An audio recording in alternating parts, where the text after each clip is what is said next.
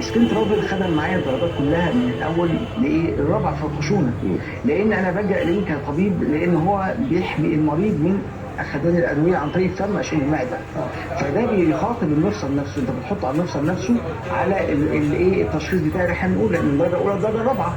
طيب ناخد بالنا ان سكين ترافل جاب نتيجه عاليه ليه؟ لان هو الناس بقت تستمر عليه، ان الادويه اللي بتاخد عن طريق الفم الناس ابتدت تكمل عليها بسبب التقرحات بتاعت المعده، لكن سكين ترافل بقى يخاطب المفصل نفسه، زائد بقى الحاجات التدخلات الطبيه بتاعتنا في الدرجات العليا اللي هي زي الدرجه الثالثه والرابعه، اللي هو الحقن التداخلي والتردد الحراري ده للعصب الطرفي.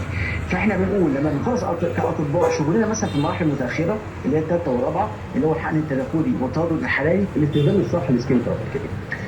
احنا بعد ما نخلص شغلنا بنستخدم سكين ترافل 3 مرات، اللي هو العلبه الحمراء دي اللي هو العلاجيه. بنحب ساعات ندي مره واحده في اليوم اللي هو المسكن بتاعنا. المريض بنيجي نقول له المرهم اهم حاجه الانتظام فيه، لان العلاج المفصلي وعلاج الاعصاب لازم يكون فيه الصبر والانتظام. احنا قلنا سكين ترافل بيمشي في الدرجه الاولى والثانيه والثالثه والرابعه. الدرجه الاولى والثانيه ابين كافي ليه، لكن الدرجه الثالثه والرابعه بعد الحقن التداخلي والتردد الحراري سكين ترافل انا بمشي بيه ايه بقى؟ اللي هو بقى المريض بيستخدمه في البيت، لازم ممكن 80 يوم 100 يوم 6 شهور حسب توجيهات الطبيب. يبقى ما اجيش اقول يا دكتور احمد انا خدت جرعه ما عملتش حاجه، لا انت كده يبقى حضرتك الدكتور اللي صنف درجه الخشونه بتاعتك خطا. يبقى انا بقول احنا كل ما نمشي في درجات ما بنعلى يبقى المده بتطول، علشان احنا بنخدم الدرجه المعينه بتاعتنا اللي هي فين؟ في الخشونه نفسها.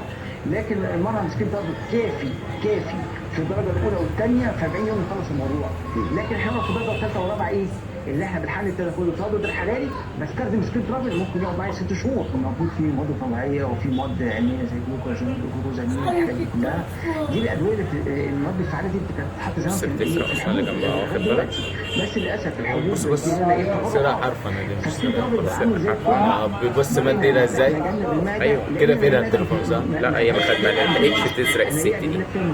هي سرقت البنت اللي لابسه احمر دي اختي. للمريض حسب تشخيصه. هي كل ده بتحاول تسرق الست دي ما لقيتش. بدل ما يلجأ للحبوب اللي بتبوظ المعده، لان للاسف معظم الناس اللي بيجيلهم الجنه بتبقى المعده منتهيه يبقى عندك قرحات. طيب احنا دلوقتي معانا نماذج على ارض الواقع كانت بتعاني معاناه صعبه جدا في الام المفاصل والام العمود الفقري وخشونه الركبه وعرق النسب، الام العظام بشكل عام.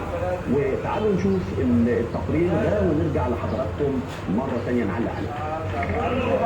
بسم الله الرحمن الرحيم، السلام عليكم ورحمه الله وبركاته. انا امير عبد النبي من محافظه الفيوم في حي المشتى، وكنت بعاني من قلب جلد رجلي وفي ظهري وفقرات الرابعه والخامسه، ورحت طالعه عند دكاتره انا في الفيوم كتير، وكنت باخد بالشمس. انا عايزة وهي جاية كان وشها ظاهر قوي. فالحمد لله شفت المنتج دي، يعني ربنا كرمني بيه وعجبني، شفت بالتلفزيون محدش قال لي بطأ عليه. بقى بص لو ينفع تبطأ انت اللي جاية. قلت والله ربنا ورجعت جبت المنتج وكنت ينفع تبطأ؟ انا بس لما